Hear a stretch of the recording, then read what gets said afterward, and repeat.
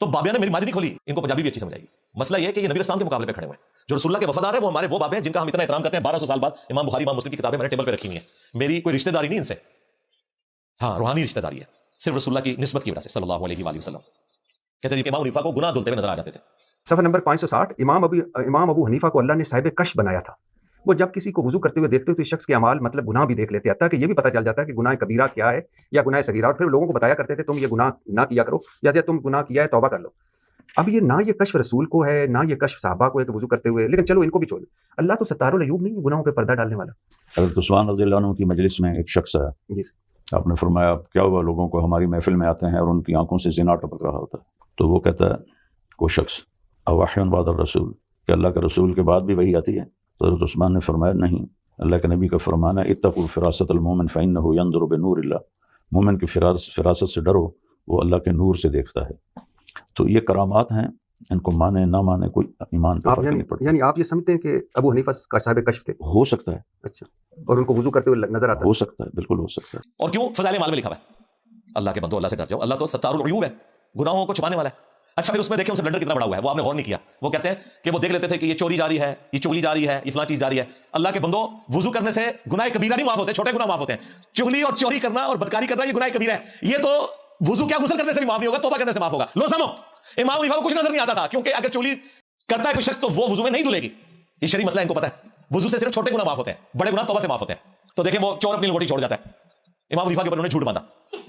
اس سے بڑی بات یہ پروٹوکول پیغمبروں کا ہے، وما كان الله ليطلعكم على الغيب، اللہ کی یہ شان نہیں کہ تمہیں غیب پر اطلاع دے، ولكن الله يجتبي من رسله من يشاء، بلکہ اللہ اپنے رسولوں میں سے جسے چاہتا ہے چن لیتا ہے۔ اللہ کے بندو بخاری مسلم میں حدیث ہے، غزوہ خیبر کے موقع پر ایک صحابی کو تیر لگا اور وہ شہید ہو گیا، مدعم اس کا نام تھا۔ صحابہ کرام نے کہا اسے شہادت مبارک ہو، نبی اسلام کی سواری کا کجاوا کستا تھا۔ آپ نے فرمایا تم اسے شہادت مبارک کہہ رہے ہو، اور اللہ نے مجھے دکھایا کہ اس پر آگ کی چادر ڈال دی گئی ہے جو اس نے مال غنیمت سے چوری کی تھی۔ اللہ نے لحاظ نہیں کیا کہ کچھ بھی ہے تیرے محبوب کی امت سے ہیں۔ لو سامو، جو ڈائریکٹ امت تھا صحابی تھا، آگ کی چادر پہنا دی گئی۔ صحابہ کرام گھروں کو دوڑے، اگر کسی نے رسی کا ایک چھوٹا سا ٹکڑا بھی بے قیمت سمجھتے ہوئے اٹھا لیا تھا، لا کے وہاں رکھا کہ ہماری پکڑ نہ ہو جائے۔ صحابہ کو تو وہ آگ کی چادر نظر نہیں آئی، نبی کو نظر آ گئی۔ ان کے بزرگوں کو قبر کے اندر کے حالات نظر آ جاتے ہیں، ان کے بزرگوں کو آخرت نظر آ جاتی ہے۔ نبی اسلام کے صحابہ جو اس امت کے سردار ہیں، اگلی امتوں سے بھی افضل ہیں، سیدنا ابوبکر عمر عثمان علی رضی اللہ عنہم اجمعین وعلیہم السلام اجمعین، ان کو تو کچھ نظر نہیں آیا۔ اور پھر اس کا جو دوسرا پہلو ہے وہ بہت خطرناک ہے۔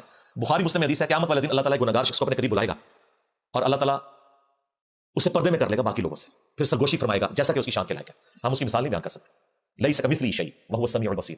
پھر اللہ تعالیٰ کہے گا تو نے دنیا میں فلاں گناہ کیا، وہ کہے گا اللہ کیا، فلاں کیا۔ رسول اللہ کہتے ہیں قریب ہے کہ وہ سمجھے گا کہ مارا گیا میں۔ اللہ تعالیٰ فرمائے گا دنیا میں بھی پردہ رکھا تھا نا، آج بھی پردہ رکھوں گا، بخش دیا۔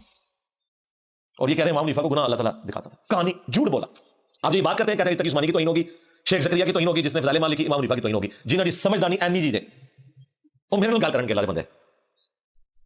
یہ وجہ ہے بھائی جب ہم گرفت کریں گے پھر رسول اللہ کے مقابلے پر اگر کوئی چیز آئے گی تو ہماری مجبوری ہے۔ کیوں؟